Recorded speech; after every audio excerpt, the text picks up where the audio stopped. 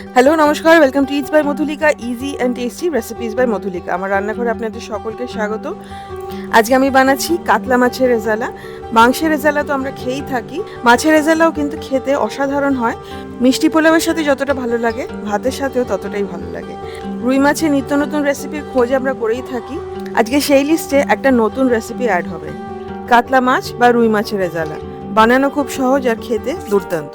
এর জন্য প্রথমে আমি নিয়ে নিয়েছি পেঁয়াজ, দুটো মাঝারি সাইজের পেঁয়াজ মোটা মোটা করে স্লাইস করে নিচ্ছি। পেঁয়াজটা সিদ্ধ করে নেব।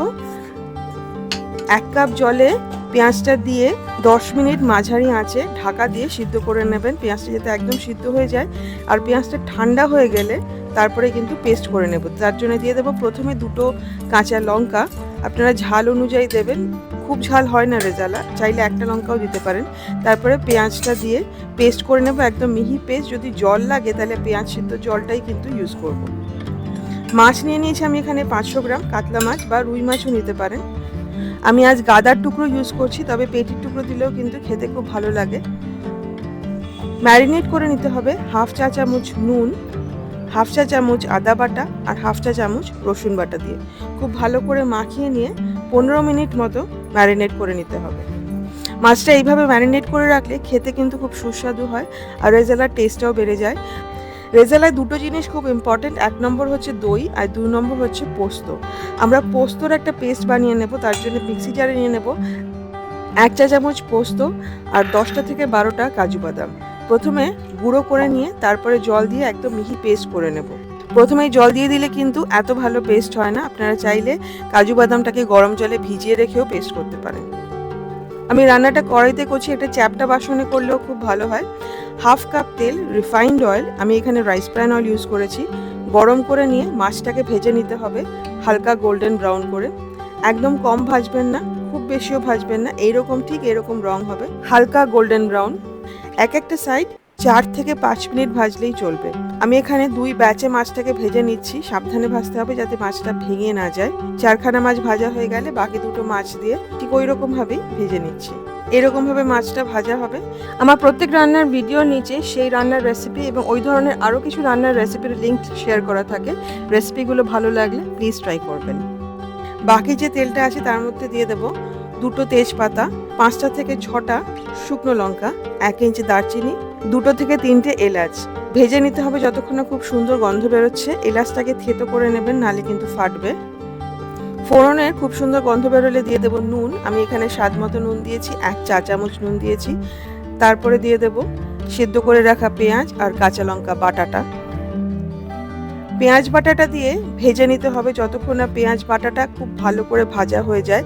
আমি নর্মালি পেঁয়াজের সাথেই সমস্ত মশলা আদা রসুন দিয়ে ভাজতে থাকি, মশলা কষাতে থাকি, তবে এই রান্নায় পেঁয়াজটা আগে এইরকমভাবে ভেজে নেব যতক্ষণ না তেল বেরোতে শুরু করে পেঁয়াজটা একদম ভালো করে ভাজা হয়ে যায়, তাহলে কিন্তু রান্নার টেস্টটা অনেক ভালো আসে। দিয়ে দেবো 1 চা চামচ আদা বাটা, 1 চা চামচ রসুন বাটা। ভালো করে মিশিয়ে নিয়ে খানিকক্ষণ ভেজে নেব।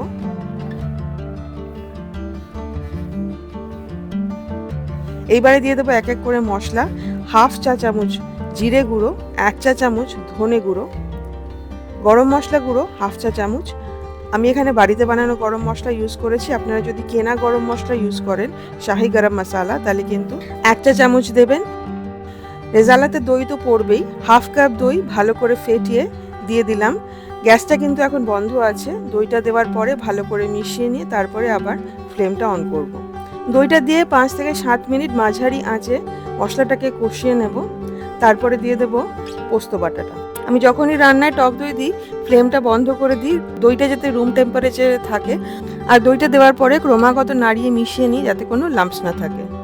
পোস্ত বাটাটা দিয়ে মিক্সির জারটা ধুয়ে খানিকটা জল দিয়ে এবারে ভালো করে কষিয়ে নেব 5 মিনিট মতো। দিয়ে দেবো কেওড়া জল 1 চা চামচ। কেওড়া জল আমাদের বাড়িতে খুব একটা পছন্দ করে না, কিন্তু এই রান্নায় কিন্তু কেওড়া জল দিতেই হবে, একটা মাইল্ড ফ্লেভার হবে এই সময় কেওড়া জল দিলে। না হলে কিন্তু মাছটা দেওয়ার পরে কেওড়া জলটা দেওয়া ভালো, তাহলে কিন্তু গন্ধটা আরও স্ট্রং আসে। জলটা শুকিয়ে গিয়ে তেল বেরিয়ে এসেছে, তার মানে মশলাটা খুব ভালো করে কষানো হয়ে গেছে। এইবারে দিয়ে দেবো ঘি। আমি এখানে 1 চা চামচ ঘি দিয়েছি। রেজালা কিন্তু পুরোটাই ঘিতে বানাতে পারেন যদি আসল ফ্লেভারটা চান। আমি যেহেতু পুরো ঘিতে বানাবো না, সেই জন্য মশলাটা কষে যাওয়ার পরে ঘিটা দিচ্ছি, তাহলে কিন্তু গন্ধটাও ভালো আসে আর বেশি ঘিও লাগে না। ঘিটা মিশিয়ে 2 মিনিট মতো ভেজে নিয়ে দিয়ে দেবো জল। স্বাদ মতো জল দিয়ে দেবো এখানে। আমি এখানে 1 কাপ জল দিচ্ছি। ভালো করে মিশিয়ে নিয়ে ঝোলটা যখন ফুটে উঠবে তখন দিয়ে দেবো চিনি। 1 চা চামচ চিনি দিতে হবে, কারণ আমি এখানে টক দই দিয়েছি, সেই টেস্টটাকে ব্যালেন্স করার জন্য খানিকটা চিনি দেওয়া। এটাতে মিষ্টি হবে না।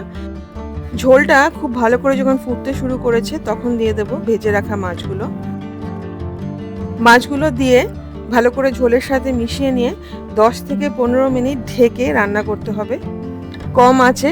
নিয়ম মতো কেওড়া জলটা কিন্তু এই সময় দেওয়ার কথা, ঢাকা দেওয়ার আগে কেওড়া জলটা দিয়ে মিশিয়ে নেবেন মাছ দেওয়ার পরে। 10 থেকে 15 মিনিট বাদে মাছ কিন্তু একদম রেডি। মাছ একদম সিদ্ধ হয়ে গেছে, খুব সুন্দর একটা গন্ধ বেরোচ্ছে। দেখুন উপরে তেলও ভেসে উঠেছে। দিয়ে দেবো কাঁচা লঙ্কা। কাতলা মাছের রেজালা একদম রেডি টু সার্ভ করার আগে 10 মিনিট স্ট্যান্ডিং টাইম কিন্তু অবশ্যই দেবেন। পোলাওয়ের সাথেও এটা খেতে ভীষণ ভালো লাগে, ভাতের সাথেও খুব ভালো লাগে। রেসিপিটা অবশ্যই ট্রাই করবেন এবং আমাকে কমেন্ট করে জানাবেন যে আপনাদের কেমন লাগলো। রেসিপিটা ভালো লাগলে প্লিজ লাইক করবেন, শেয়ার করবেন। আমার চ্যানেল ইটস বাই মধুলিকা অবশ্যই সাবস্ক্রাইব করবেন। সাবস্ক্রাইব করার সময় বেল আইকনটি প্রেস করতে কিন্তু ভুলবেন না। আমি যখনই কোনো নতুন রেসিপি বা কমিউনিটি পোস্ট করব, প্রথম নোটিফিকেশন আপনার কাছেই যাবে। খুব ভালো থাকবেন, ভালো ভালো রান্না করবেন। দেখা হবে খুব শিগগিরই একটা নতুন রেসিপির সাথে। Happy cooking. Thank you.